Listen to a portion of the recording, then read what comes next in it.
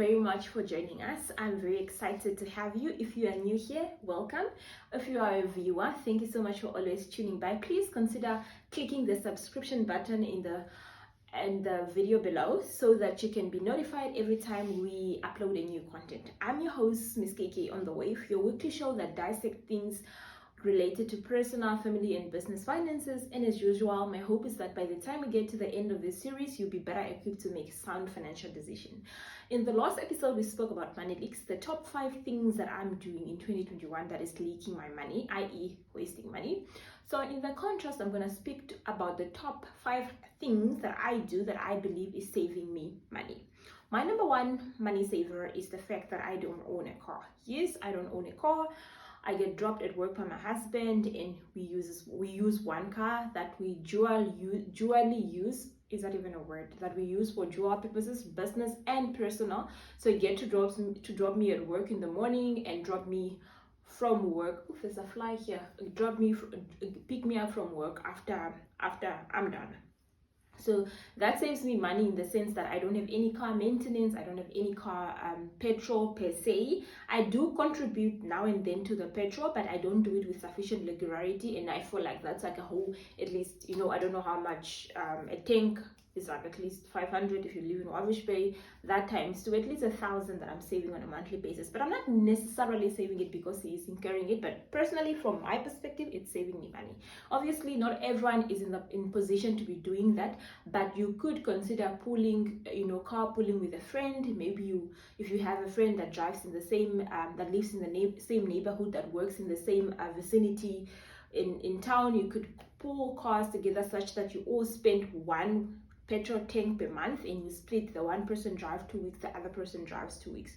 Obviously, public transport used to be the best money saver. If you have a taxi that is reliably picking you up and dropping you off, that was the best thing to do with regards to saving transport money. But with the pandemic, it's a bit slightly riskier because the taxis, different people from various households are getting into the cabs and really not adhering to the sanitization, COVID-19 protocols, which could in my opinion be slightly riskier. So I wouldn't recommend that simply because of the era that we are living in. So that's my number one money saving tip. My number 2 money saving tip is carrying lunch to work. So really for me, every time I cook at night, I leave food to put in my lunchbox tomorrow. We don't really see this as a spending, but if you look at how much money that you buy on a lunch, if you go in Spa, for example, an average lunch pack is going to cost you at least $60.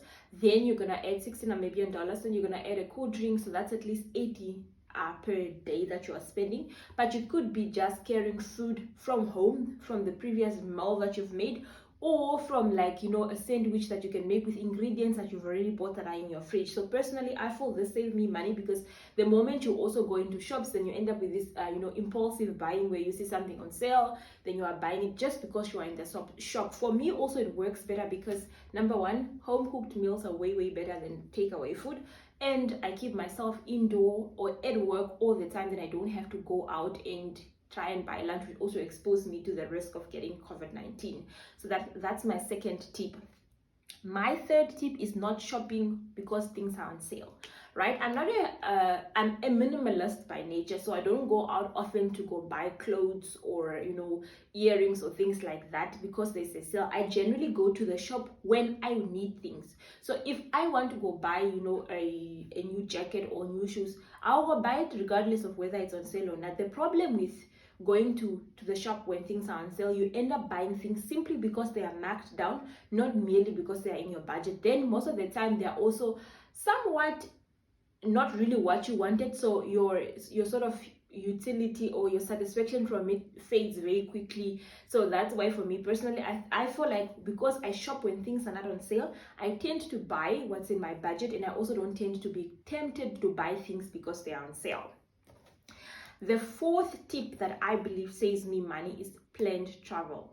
I've always noticed that when a friend of mine comes in town and then we just impulsively go do a small trip or go outing, etc., that is where I spend a lot of money. But when I have planned that by the end of this month I'm going to go to this place at this time, I'm going to hire a car, etc., those trips actually ends up costing me a little less, especially those trips where I've already paid for meals inclusive. So basically meals is included and activities are included, then I don't end up spending anything on those trips other than maybe buying a gift in this shops that are normally there for tourists, or maybe the petrol that we are spending to get there. But because that was already in the budget, it's not a waste. So generally, if you want to spend to save money on traveling, budget for the trip, pay for it in advance, and preferably including meals and activities.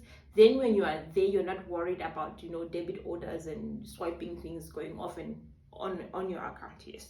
And lastly is saving excess money. There are times where your salary comes in, your debit orders go off, you pay all your expenses including your black tax, etc. Then there's a 5,000, for example, left in your account. If you leave that money lying there, it's going to find its way into expenses somehow. So my trick is that every time there's excess money in my account, I immediately transfer it to the home loan.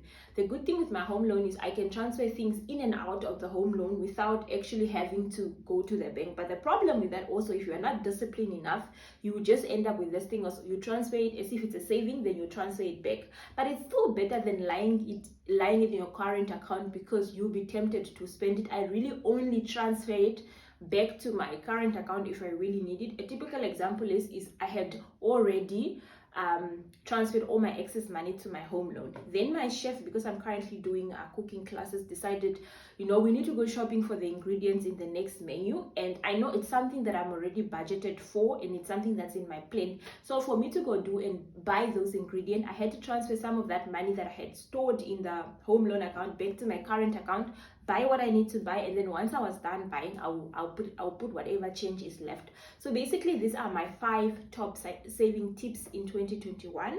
It's not owning a car. It's not always practical, but you have to look around it. Obviously, if you also live in bigger towns, it's much difficult to get around without a car. I live in Wavish Bay, where the town is very small, so you practically can get anywhere you want without having a car. And carrying lunch at work, yes, it's healthier, and it also keeps you safe because you don't have to go to shops every time at lunch. Not shopping when things are on sale. Make your shopping budget and go and shop when you need to shop, not when you hear Truworth has a clearance sale or whatever. Planned travel, yes, pay for your accommodation, pay your food, pay for your activities, and then you go to the travel. Then the only thing that you are worried about is obviously the fuel to get there. And lastly, save your excess money. Don't let money lying around. It just increases your temptation to buy things unnecessarily. So that was about it from today's episode. I will see you guys in the next episode, and as always, keep safe.